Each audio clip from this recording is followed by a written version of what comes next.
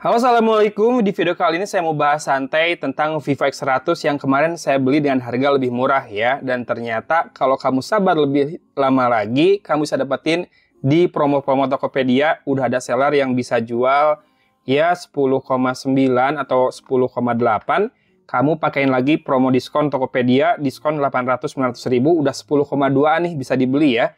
Yang Vivo X100 12 256GB ini. Nah, sebelum masuk ke bahasan tentang smartphone-nya ini, saya mau nambahin konteks dulu, di mana sebelum saya pakai Vivo X100 ini, saya akan pakai Xiaomi 14 ya, yang saya bikin videonya di dalam mobil itu.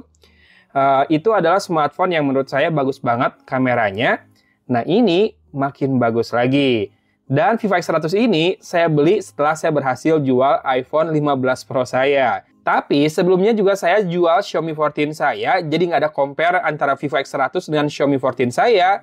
Karena begitu dijual Xiaomi 14 saya beliin Samsung Galaxy S23, yang mana smartphone-nya lagi dipakai buat ngerekam video ini sekarang. Pakai Pro Video Mode 24 fps di 4K dengan kamera depan ya.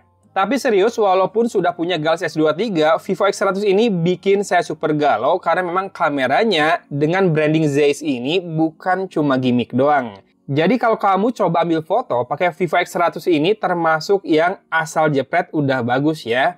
Meskipun kamu bukan fotografer, ada kemungkinan kamu bisa menghasilkan foto yang lebih baik ketika menggunakan smartphone ini. Apalagi pas saya coba buat ngerekam cinematic portrait di Game Master ya, di mana banyak lampu warna-warni, kemudian dikasih bokeh dikit efeknya, itu kelihatan keren banget. Banyak yang muji Instagram story saya yang menggunakan Vivo X100 ini. So, buat kamu yang masih ragu, misalkan saat ini udah ngumpulin duit buat meminang Vivo X100 tapi masih nunggu nih, bener nggak sih bagus atau enggak, atau mau nunggu promo lagi, saya akan berikan alasan-alasan mengapa kamu boleh atau bisa direkomendasikan membeli Vivo X100 ini.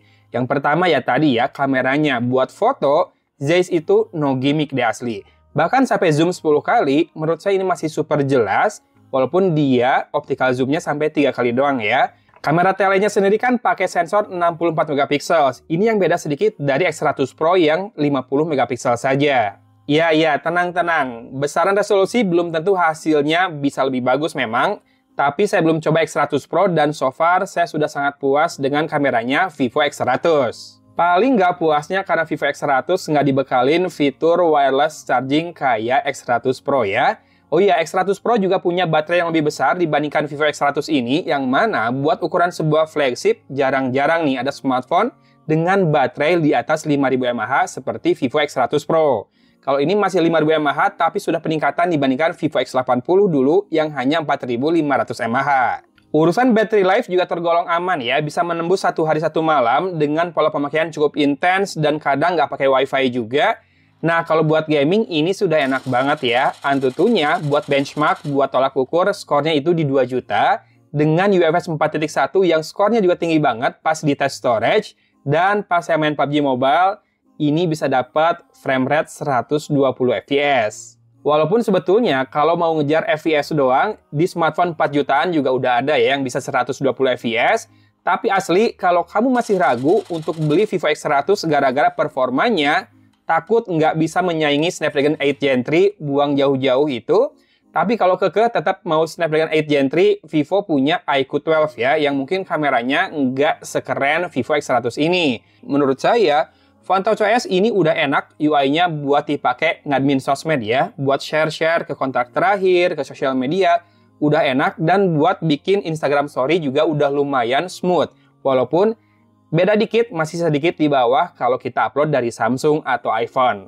Paling temuan yang sedikit mengganjal bagi saya adalah loudspeaker-nya nggak ada audio booster kayak iQOO Z9X atau Vivo Y28 atau Vivo V30i bahkan. Ya karena kalau lagi main game butuh buat ekstra volume di speakernya ya, biar lebih kedengaran kalau musuh datang ada arah langkah. Tapi ya balik lagi, emang kamu mau main game di smartphone 12 jutaan? Ada sih ya tetap ya segmen-segmen orang yang memang rela ngeluarin belasan jutaan buat main game tapi pengen kamera bagus juga, karena kan main game juga butuh performa yang mentok atas ya.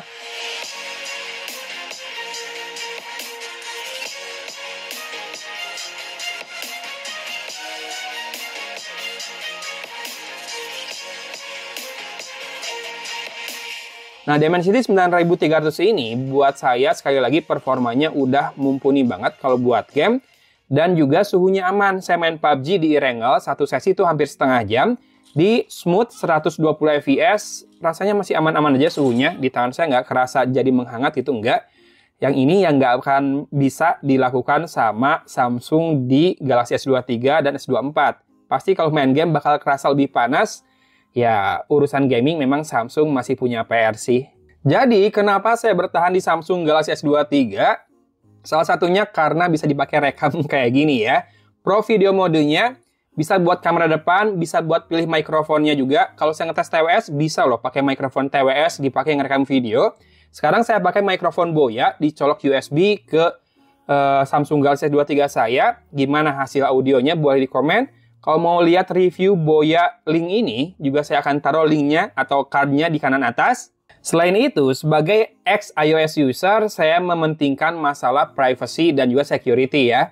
Satu hal yang belum bisa dikasih sama brand lain selain Google dengan Pixels-nya dan Samsung dengan Knox Vault-nya adalah security. Tapi buat saya pribadi, masalah secure folder ini penting banget karena saya memisahkan aplikasi-aplikasi perbankan dan juga akun Google yang buat YouTube saya di dalam secure folder. Jadi ketika mau diakses, minimal perlu sidik jari, kalau nggak pakai PIN yang berbeda. Alasan selanjutnya adalah karena Vivo X100 ini nggak bisa wireless charge, di mana saya pola pakainya di meja kerja di dock gitu ya, di magnetic wireless charger, kemudian di mobil juga sama, pakai wireless charger dock. Bisa sih saya upgrade ke Vivo X100 Pro, cuma nambahnya lumayan. Ini aja nggak kebayang harga secondnya rugi berapa nih pas saya jual kembali abis dibikin konten ini. Ya pokoknya kalau teman-teman berminat dengan smartphone bekas saya, cek link di deskripsi ya kalau mau lewat marketplace atau mau lewat transfer atau COD di Cimahi juga boleh. Balik ke alasan kenapa saya masih pakai Galaxy S23 di tahun 2024 ini, fitur lain yang dimiliki Samsung yang belum dimiliki smartphone flagship lainnya adalah DeX ya. Jadi kalau saya lagi malas pakai laptop, saya bisa aja nyolokin kabel USB Type-C to DisplayPort ke smartphone saya ini dan ngeliat tampilannya di monitor gitu. Misalkan kalau buat ngetik doang, buat ngetik naskah atau buat browsing doang, itu bisa banget ya. Kemudian, masalah UI atau OS ini juga rasanya Samsung masih memberikan sesuatu yang lebih dibandingkan beberapa brand lain. Di mana brand lain mau beli smartphone yang mid-range, mau yang flagship, ya experience-nya sama-sama aja. Kalau Samsung kan beda. Pertama ada DeX, kemudian Pro Video Mode juga yang paling lengkap ya tetap di S-Series-nya ya, kalau nggak di Z-Series-nya. Alasan lain pastinya karena compact, yang mana smartphone Vivo ya kebanyakan sekarang ukurannya segini semua ya, 6,78 inci. Bukan hal yang buruk, ini masalah preferensi saja, saya lebih suka yang kecil karena biasanya bawa beberapa handphone sekaligus ya dalam tas. Kalau buat gaming, buat streaming, tetap bener enakan yang besar seperti ini sih. Mau gimana juga ya, layar besar sekarang masih jadi primadona di kalangan penikmat smartphone dimanapun juga. Kalau mau head to head, kameranya Samsung Galaxy S23 sama Vivo X100, saya yakin X100 ini unggul dalam hal foto ya. Kemudian juga filter-filter dari Zeiss ini masih lebih bagus dibandingkan filter bawaannya Samsung. Cuma kalau lebih lengkap kayaknya filter dari Leica di Xiaomi 14 menurut saya lebih lengkap dan lebih enak dipandang ya filter-filternya. Tapi kalau urusan video saya merasa Samsung masih selangkah di depan, terutama karena ada Pro Video Mode yang bisa depan belakang, bisa pilih mikrofon, bisa atur segala macam. Jadi udah lebih kepake kalau buat konten kayak gini. Nah sekarang sudah sampai di akhir video di mana kita udah bahas background dari saya dulu. Saya sebelumnya pengguna Xiaomi 14, pengguna iPhone 15 Pro, dua-duanya udah dijual dan digantikan Samsung Galaxy S23 dan Vivo X100 ini. Yang pada akhirnya saya pertahankan Samsung Galaxy S23 dan melepas kembali Vivo X100 ini. Nah, kenapa alasannya sudah dijelaskan, tapi jangan lupa ya, kalau kamu memang hanya berencana meminang Vivo X100 ini, sebetulnya smartphone ini sudah sangat layak dipinang. Good job buat Vivo di tahun ini. Mereka berhasil, ngebut banget gitu. Semua lini ada, smartphone mereka yang bagus, seri V aja bagus banget loh. Kalau kamu punya duit 5 juta saat ini, dan nanya saya, beli smartphone apa yang kepake buat segala macam? Jawaban saya ya Vivo V30. Karena dia Snapdragon 7 Gen 3 yang performanya bagus, masih hemat baterai juga, dan kameranya asli bagus banget buat di level harga 5 juta. Mungkin videonya ya sebatas buat vlogging masih cukup, nggak bisa buat konten serius. Dan ini ya, mono speaker aja sih kekurangannya. Tapi overall ini produk Vivo di tahun ini bagus-bagus berbanding harganya. Jadi kalau misalkan nanti di bulan 8 atau bulan 9 ada report tentang pengapalan smartphone di Indonesia kuartal 1 atau kuartal 2 atau semester 1 dan Vivo leading, saya nggak akan heran. Sorry sambil minum, keburu dingin kopinya. Saya mau bikin kesimpulan, tapi kayaknya teman-teman bisa menyimpulin sendiri ya. Kalau untuk saat ini, urusan foto, saya masih pegang Vivo X100. Saya serius setiap mau ambil foto, kayaknya nyari Vivo deh, nggak nyari Samsung saya. Tapi karena pemakaian saya, nggak cuma foto sehari-hari, video juga, sosmed juga, perbankan juga, kayaknya lebih aman di Samsung. Jadi makanya itu saya stay di Samsung Galaxy S23. Termasuk pilihan casing Samsung lebih beragam dan lebih branded, lebih premium ya. Tapi Vivo X100 ini, saya lihat udah ada beberapa pilihan casing yang menarik-menarik, yang ada MagSafe-nya, kemudian ada Nilkin yang ada penutup kameranya. Teman-teman boleh cek link yang saya sertakan di deskripsi. Overall, buat level harganya, ini sangat bisa dipertanggungjawabkan, deliver performa yang sangat baik. Tinggal PR kedepannya dari Vivo adalah gimana caranya ngasih experience lebih buat pengguna flagship-nya. So, ini dia Vivo X100, silahkan disimak hasil kameranya. Video ini saya rekam dengan Samsung Galaxy S23, sekali lagi dengan Pro Video Mode, kamera depan, 4K 24 fps dan menggunakan mikrofon Boya-Link. Hatur nuhun sudah nyimak dari Kota Cimahi. Agun pamit undur diri. Wassalamualaikum warahmatullahi wabarakatuh. Ya karena kemarin lupa nggak nyetok buat perekaman kamera selfie. Jadi kayak gini ya, kalau selfie-nya di studio ada pencahayaan di sini, ada backlight cahaya. Hasilnya kayak gini nih, yang kamu lihat ngeblur-ngeblur, ada warna-warni di belakang. Silakan disimak untuk audionya. Ini saya rekam di 4K 30 fps dan saya pencet sesuatu. Apa itu? Vocal enhancements. Silakan dibandingkan suaranya tadi dengan sekarang. Apakah lebih enak sekarang? Masih direkam di 4K di dalam rumah. Ini gelap sih segini. Tapi kok keren ya hasilnya. Wah, saya jadi galau nih. Lepas nggak? Lepas nggak? Udah kadung mau dilepas. Ya sudahlah. Ini ngadep ke jendela jadi lebih terang lagi. Tuh lebih kelihatan detail kulitnya. Ini masih nyalain vocal enhancements ya.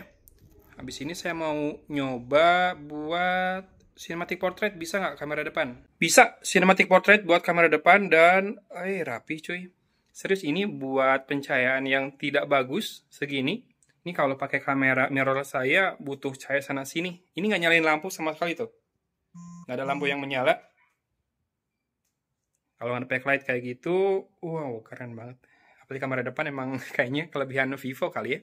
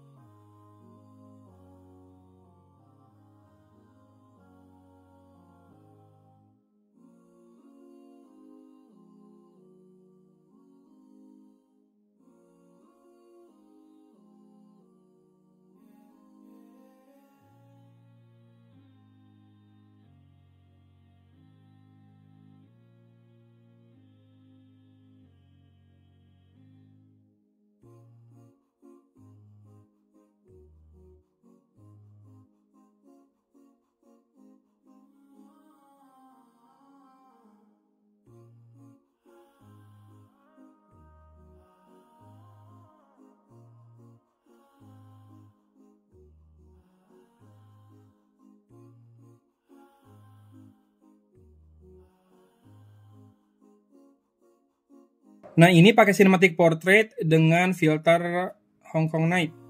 Lebar banget. Asli, ini saya rekam setelah ngambil air-roll tadi dan mind blowing. Buat kamera depannya rada pengen bikin mengoreksi bahwa saya akan menjual kembali Vivo X100 ini dan balik pakai S23. Tapi gimana ya? Aduh, asli galau.